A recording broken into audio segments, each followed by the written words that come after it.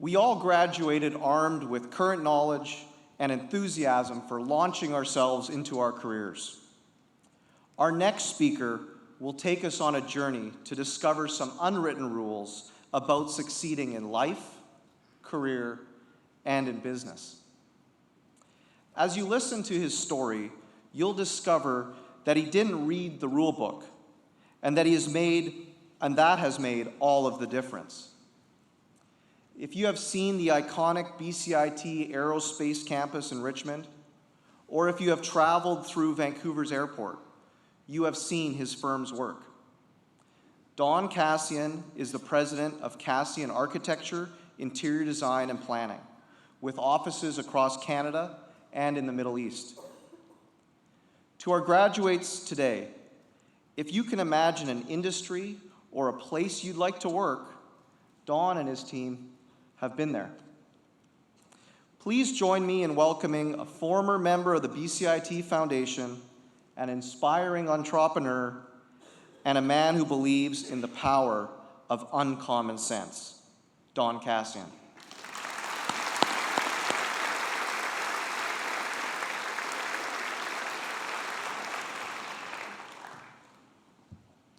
Thank you very much, Ryan.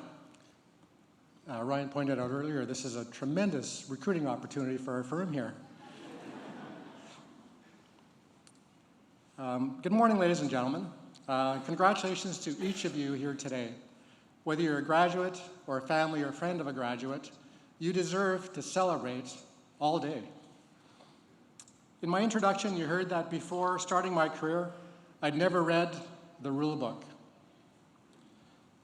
I've read all the textbooks, plus lots of comic books. But there is some sort of business rule book that I discovered quite by accident during my career. You'd probably like to know what's in the rule book that you have never read, that I hadn't read. So I'm going to tell you about the rule book that I created along my way, along my journey. When I was 15 years old, my favorite aunt got me a part-time job in her garment factory in Winnipeg. I started out sweeping floors. And by age 17, because I loved drafting, they gave me a chance to work on plant equipment layouts. I loved it. I was hooked on planning and design. The industrial engineers that I worked with were planning a factory expansion, and they gave me the task of figuring out a better flow of goods. The day came when we were asked to present our plans to the president of that garment factory. We didn't have a perfect plan, and we knew it. The engineers told me, though, that we had to get the plan approved today because construction had to begin right away. So in the meeting with the president, he had his pen in hand. He was about to sign off and approve the work, but he waved a red flag at this young bull.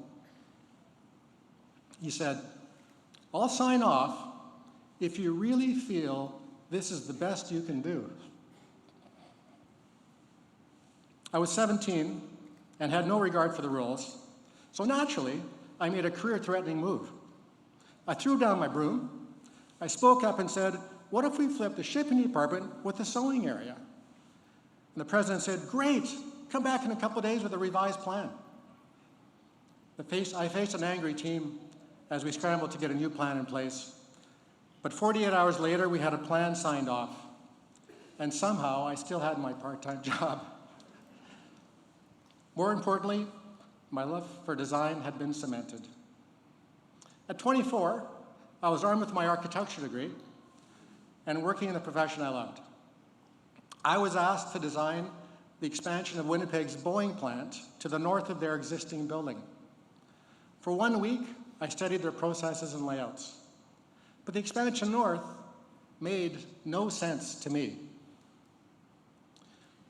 Of course, with all my vast experience laying out sewing machines in a factory, I figured it would be cheaper and faster to expand to the west. I told my boss about my findings, and before we went to see the Boeing team, my boss said, "You had better be right about this." If I was wrong, this would end my career right now. The Boeing lead agreed to consider my recommendation, but he too said, "We don't have a week to spare in the schedule, Don. You had better be right." If I was wrong, I thought, I can always go back to sweeping floors. Turns out I was right, and it worked, thank God. We shaved 9 months off the schedule, plus we saved Boeing several millions of dollars. I could breathe once again. So chapter 1 of the rulebook I'd never read, common sense plus creativity equals uncommon sense. We should use it. 2 years later, Bristol Aerospace, a company that did maintenance on fighter jets, was planning an expansion to their facility. I was excited and blissfully ignorant about my abilities at this time. I still didn't know what I didn't know. So I called the president of Bristol Aerospace, and I actually got through to him. I told him my Boeing story and asked him, "Since you're expanding, could I come and visit your plant?" Miraculously, he said, "Yes, come over at 1 p.m. on October the 9th. I was 26 years old and dumb enough to go alone. So, remember the movie Top Gun had been released around that time, so I had lots of energy and I was going to conquer the world. So Bristol Aerospace had 2 large buildings with a taxiway in between. They were connected by an underground tunnel. Their dilemma was which building should they expand. So I spent an afternoon with the president touring their facility. At the end of the day, he said, "We've been studying this for a long time. What do you think, Don? Which building should we expand?" In a move that could have ended my career yet again, I said, "Neither. I would build over the taxiway and join the 2 buildings. You already have a floor and 2 walls in place. You would then have 1 flexible building, and you won't need that crazy tunnel." I cringed after I said that. I dove under his desk, waiting for him to say, "Who are you again?" But after the longest and most uncomfortable pause, the president said, "For 20 years, we've been using that tunnel between the buildings. Why did we not think of that? It's brilliant. You've got the contract." And it was a large contract. So right then, I created a second chapter for my rule book. Uncommon sense is career making. I also realized that my job was to help others see an invisible opportunity sitting right there in front of us. And that's what I do every day, to this day. As you've listened to me, you've probably realized that doing exactly what you're asked to do is not enough. And doing good work is not enough. It's equally important to develop good relationships, because no one gets anywhere on their own. Someone has to see something in you. Someone has to believe in you. Someone has to hire you. And often someone has to finance you, besides the parents. At 30, 6 years after graduating, I developed an obsession with buying the Edmonton branch of my firm. Of course, I had no money and no business experience, but I did have a mentoring kind of relationship with this one client named Randy. He was a car dealer, used cars, etc. And he said I had to go for it. As he put it, I had nothing to lose. And then he connected me with his banker. I got the money, I bought the business, and I still deal with that bank. Chapter 3, it's about relationships. Another friend and mentor connected me to his lawyer, with his lawyer. That lawyer, to this day, is still one of my most trusted advisors. Not on law stuff, but on business issues. Chapter 4, it's about relationships. Now, networking is important to build relationships, but it is not about handing out business cards. To truly build relationships, I believe we must be of service to others. When I have authentically helped others, the universe has returned the same to me. So I created another chapter for the rulebook, Chapter 5. If uncommon sense is career making, a network of people are needed to propel your career.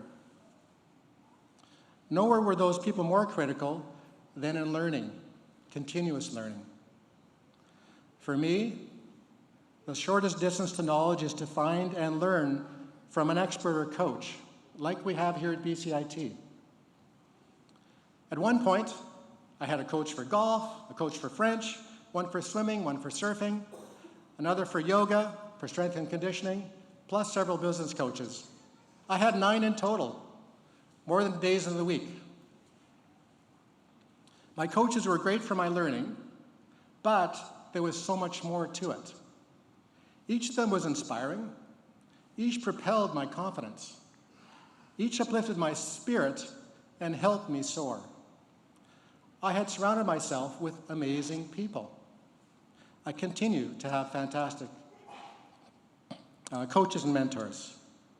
I also mentor others a lot. Mentoring benefits both the mentor and the mentee, and I call it in-between thinking, because together we find the answers that are between the lines. So chapter 6 is we apply common sense plus creativity to discover the uncommon sense. And that uplifts us both and propels us forward. My Aunt Jean, who I started my talk with, got me my first job sweeping floors in the garment factory. I realize now this was my big break, sweeping floors. This set me up for my life and my career. And I'm sure there are many Aunt Jeans here today, all around us. You are the cheerleaders and the support team for our accomplished graduates. And to our graduates, I encourage you to use your network and the network of your family and friends to help you navigate your path. And now that you know the rulebook, backwards and forwards, go out there and run at that red flag. Congratulations and thank you.